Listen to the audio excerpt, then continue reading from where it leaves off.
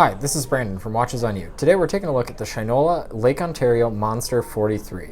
And first I'd like to remind you that we're here at Continental Diamond in St. Louis Park, Minnesota. We're taking a look at this watch. They've lent us this piece for the purposes of this review.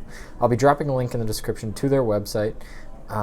And an additional announcement I'd like to make is that I currently have a Kickstarter campaign running for a watch that I personally designed. This is the Hoagland & Sons Mark I chronograph. It has a mechanical quartz hybrid movement, so you get the accuracy of a quartz but the functionality of a mechanical chronograph. So to start the chronograph, you hit the top pusher, and as you can see, it is a nice smooth seconds hand, and when you reset the chronograph, it flies back to 12 o'clock.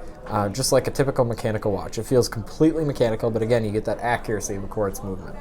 Additionally, you have a tachymeter scale on the dial and unit conversion and time zone scales on the case back. I wanted to make this watch as useful as possible for traveling, so that's why I have those time zone and unit conversion scales on there. I'll be dropping a link in the description to the Kickstarter campaign for this piece, where this watch is available on sale for $149. It behooves you to buy it before October 14th because that's when the Kickstarter ends. And after the Kickstarter ends, it'll be $100 more expensive at $249. So now let's move on to the Shinola. So as I said, this is the Shinola Lake Ontario Monster 43. The 43 stands for the 43mm case size, and this is one of Shinola's first attempts at an automatic watch. So the movement in this watch is a Sellita SW200. It's got 38 hours of power reserve, which is a little bit below my 48-hour kind of requirement for a watch, but it really does show an effort on Shinola's part to include Swiss-made movements into the piece. And as many of you know, Shinola watches are assembled in Detroit from imported parts from various parts in the world. So obviously the movement has Swiss components, but the case may have components for somewhere else.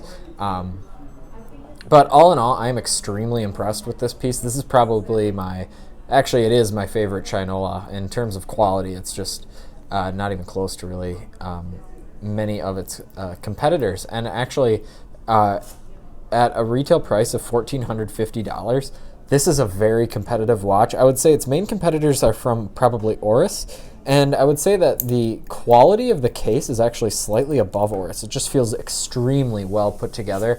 It honestly feels like an Omega Planet Ocean, and the bezel itself has one of the best actions I've ever felt.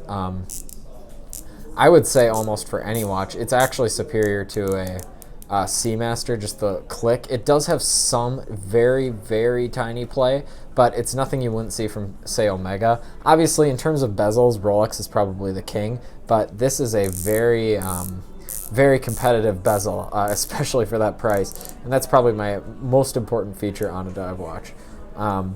So I'm actually really impressed with that. Overall, it's thick, so it might be a little bit thick to wear with a suit, but I think you should be probably fine. The bracelet itself is extremely well put together. It's a heavy watch.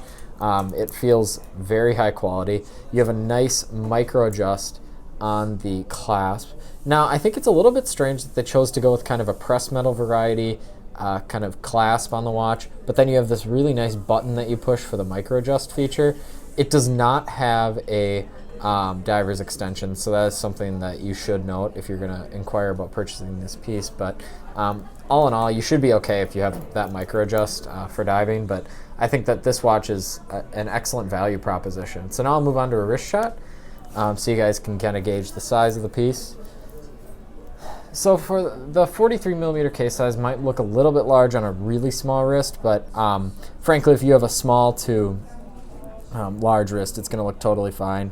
I have about a 6.5-inch wrist in circumference, so just for comparison purposes, I think it looks very, very nice, and it feels very nice as well. That bracelet is just so high quality. This really is a step up from Shinola. So if you like this video, please remember to like, subscribe, and share. Also, check out the Kickstarter campaign that is linked in the description.